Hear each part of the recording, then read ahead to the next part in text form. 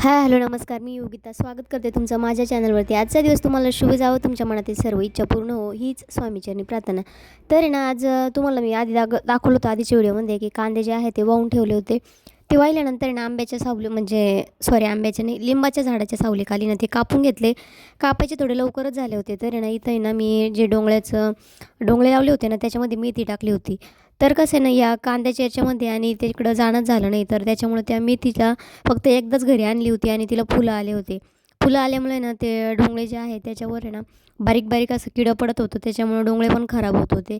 तर म्हटलं आता शेवटी याला उपटूनच घेऊ. आणि भाजी जी आहे ना वाळवल्यानंतर पण खूप छान लागते बरं का. वाळवलेल्या मेथीची भाजी खूप छान लागते. एकदा मी नक्की करेल आणि तुमच्याशी व्हिडिओ पण शेअर करेल. तर आता खूप असे कॅरेट भरून जी मेथीची भाजी आहे ती निघली होती. म्हटलं आता निघालं आपण वाळूनच घेऊया. आणि समोर जे दिसतं ना ते सूर्यफुलाचं जे झाड आहे ना ते तुम्हाला दिसत असेल, तर इथं कॅमेरा पकडायला कोण नव्हतं, तर मी समोरच कॅमेरा जो आहे तो उभा करून दिला होता, मोबाईल सॉरी. आणि इथे ना पटपट अशी जी भाजी आहे ना ती उपटून घेतली होती. तर आवड असली ना तर सवड बरोबर भेटते, असं माझं तरी मत आहे. आता काहींना वाटतं की व्हिडिओ काढला म्हणजे काही कामं नसतात, कामं भरपूर असतात बरं का. पण कसं आहे ना, आता ती सवय झालेली आहे की म्हणजे जे काम करतो ना त्याचा थोडासा तरी व्हिडिओ आपण घेऊ, तर त्याच्यासाठी काहीतरी जुगाड करून ते मी करतेच. आणि मला खरंच आवडतं बरं का. आता मला त्याची भरपूर जण असे आहेत की ते नावं पण ठेवतात व्हिडिओमुळं. पण माझी आता एक ती आवड बनून गेलेली आहे आता, त्याच्यामुळे मला कोणी काही बोललं तरी फरक पडत नाही. तर बघा इथं आहे ना मळ्यातलं काम आटपून आल्यानंतर मी ना स्वयंपाक वगैरे केला होता. हा दुसऱ्या दिवशीचा व्हिडिओ आहे रंगपंचमीचा. तर स्वयंपाक वगैरे केला, जेवणं केले आणि साडी चेंज करून मग मी आहे रंगपंचमीचे जे शॉर्ट व्हिडिओ आहे त्याच्यासाठी तयारी करायला घेतली. आता खूप थकलो होतो बरं का. असं नाही की मी दिवसभर घरीच होते आणि मग फक्त रीलच शूट करत बसले, तसं काही नाही आहे.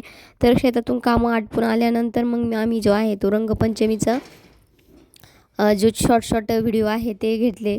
कारण हे दिवस पुन्हा येत नाही. गेलेल्या आयुष्यातील जे क्षण आहे ते पुन्हा पुन्हा आपल्या आयुष्यात येत नाही. त्यामुळं आहे त्या क्षणाचा आहे ना आनंद घेत चालायचा, ज्यातून आपल्याला आनंद भेटतो. आणि आपण काही वाईट करतो आहे असं काहीच नाही आहे. आत्ता आपण म्हणू की नाही आता हे करायचं नाही, पण आपले मुलं जोपर्यंत लहान आहे तोपर्यंत त्यांच्यासोबत हे असे छोटे मोठे आनंद सेलिब्रेट करायला काहीच हरकत नाही. आणि याच्यासाठी काही जास्त पैसे पण लागत नाही, की आपण कुठं काही फिरायला जात नाही आणि फिरायला जाऊन ते तुम्हाला दाखवतो आहे असं काही नाही आहे.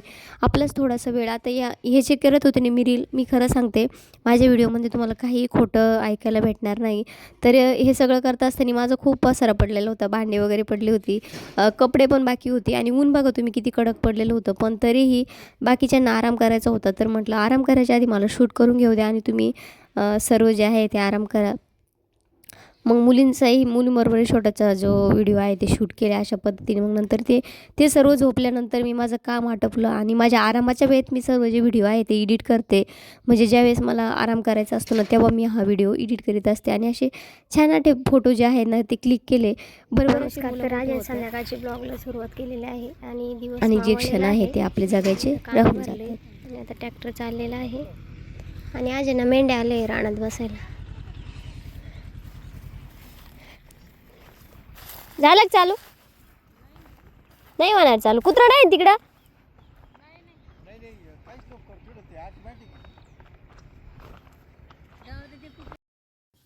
तर आहे ना आज रानामध्ये मेंढ्या आल्या होत्या. तर नांदगाव साईडच्या होत्या त्या. तर त्या काकांकडून आहे ना खूप छान अशी त्यांनी माहिती दिली होती. वाटलं होतं त्यांच्याकडून व्हिडिओ शूट करावा. मी त्यांना बोलले होते की काका तुम्ही हा व्यवसाय का निवडला? तर ते बोलले की आमचा वडिलोपार्जित आहे, माझ्या आजोबापासून आहे. तर त्यांना जमीन पण 7 एकर जमीन होती आणि पाणी पण आहे. मग मी त्यांना म्हटलं तुम्हाला जमीन एवढं आहे तर एवढं कशाला? तर ते म्हणते आपला वडिलोपार्जित चालत आलेला व्यवसाय असा सोडता येत नाही. आणि खूप काही सांगितलं त्यांनी कसं काय. मला खूप वाटत होतं की करावी, पण असं वाटतं ते कम्फर्टेबल आहे की नाही आणि जर त्यांना जर आवडलं नाही तर काय करायचं. नाहीतर खरंच अशी त्यांची ना मला म्हणजे खूप छान सांगत होते ते की कशा पद्धतीने मेंढपाळ व्यवसाय केला जातो आणि किती मेहनत घ्यावी लागते. तर त्यांनी म्हणजे भरपूर सांगितलं की त्यांना किती मुलं आहे. एक मुलगा आणि सून घरी आहे, ते शेती करतात, आई आहे त्यांची आणि त्यांचा एक छोटा मुलगा आणि ते हे जो मेंढपाळ व्यवसाय आहे तो करतात. मी त्यांना बोलले की तुम्हाला एवढे पैसे आहे मग तुम्ही ट्रॅक्टर का घेत नाही? तर ते बोलले की ट्रॅक्टर घ्यायचं काही नाही ताई, पण ट्रॅक्टर घेतला तर एक माणूस लागतो त्याच्यावर. तर असं आता बैल असले ना, बैलगाडी जी आहे ती जुंपून दिली ना, तर ज्या आपल्या बायका आहे ना त्यांना सांगितलं तर त्या जिथं आपल्याला रान भेटलेलं आहे ना तिथं येऊन त्या ज्या आहे ते बैलगाडी घेऊन येऊ शकतात. तर ट्रॅक्टर तर त्या काही चालू शकत नाही. 2 वाडे होते. तर बघा आपण म्हणतो घर पाहिजे, हे पाहिजे. तर संसारासाठी ना छोट्याशाच वस्तू ज्या आहे ना त्यातसुद्धा संसार होतो. आणि बघा आपण बिसलरीचं पाणी पितो, वॉटर म्हणजे आपण फिल्टर पाणी पितो आणि हे बघा कुठेही कोणत्याही विहिरीवरती, बोरवरती कुठेही गेले ना ते पाणी पितात. त्यांना कुठल्याही प्रकारचा आजार किंवा सर्दी वगैरे काही होत नाही. तर तिथे विहिरीवरचं त्यांनी पाणी आणलं होतं.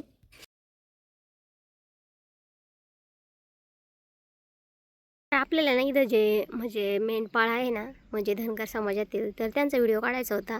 पण आता कसं त्यांना आवडतं का नाही आवडतं, मला वाटलं होतं की त्यांच्या धनगरी जीवनाविषयी थोडीशी जी माहिती आहे ती घेण्याचा प्रयत्न करावा, की तुम्ही कशा पद्धतीने हा व्यवसाय करता आणि म्हणजे किती याच्यासाठी मेहनत घ्यावी लागते. आता व्यवसाय कोणताही असो, मेहनत आणि कष्ट हे करावंच लागतात. तर बघू आता ते जर म्हणजे आपल्या आपसोबत बोलण्यासाठी कम्फर्टेबल असतील तर नक्कीच त्यांचा व्हिडिओ घेऊ. तर व्हिडिओ शेवटपर्यंत बघा. आणि ते आता तिकडं ना मेंढ्या चारताय, पण तिकडे आहे ना कुत्र्याची भीती वाटते, तर त्याच्यामुळं मी काही तिकडं जात नाही आहे. आणि आता हे बिलाईत आहे ना, या बिलाईताचे झाडं पण आपल्याला काढायचे आहे, बघू शकता तुम्ही. तर आता बघू आता एक म्हणजे जे सुट्टी असली की एखाद्या दिवशी तेव्हा. आणि बघा बैलगाड्या आहे त्यांच्याकडं आणि बैल वगैरे आहे, म्हणजे बैलाच्या साहाय्याने जी बैलगाडी आहे. बघा आता आपल्याला म्हणजे संसार उपयोगी किती वस्तू लागतात आणि यांचा संसार तर फक्त एवढ्या ह्या बैलगाड्यामध्येच मावतो. आणि खरंच म्हणतात ना, संसार करायला गेलं ना तर जास्त काही म्हणजे खूप असं मौल्यवान वस्तू पाहिजे असं काही नसतं बरं का. आहे त्यात समाधान मानलं ना तर सगळं काही होतं. तर बघा त्यांचं एवढंच, या जी बैलगाडी आहे छोटीशी त्याच्यातच जे आहे त्यांचं सामान असतं, म्हणजे सर्व जो संसार उपयोगी वस्तू आहे तेवढ्याच असतात.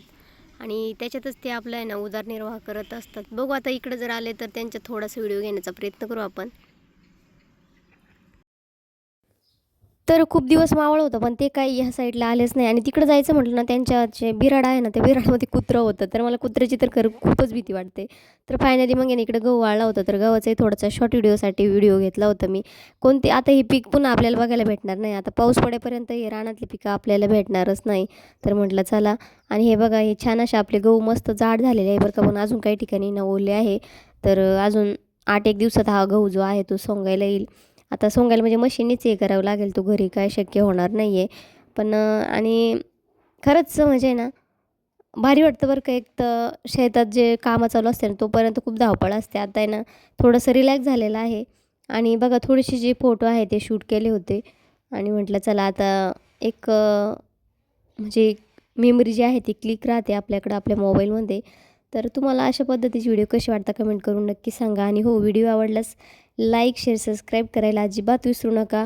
व्हिडिओ बघितल्याबद्दल धन्यवाद. जय जिजाऊ, जय शिवराय.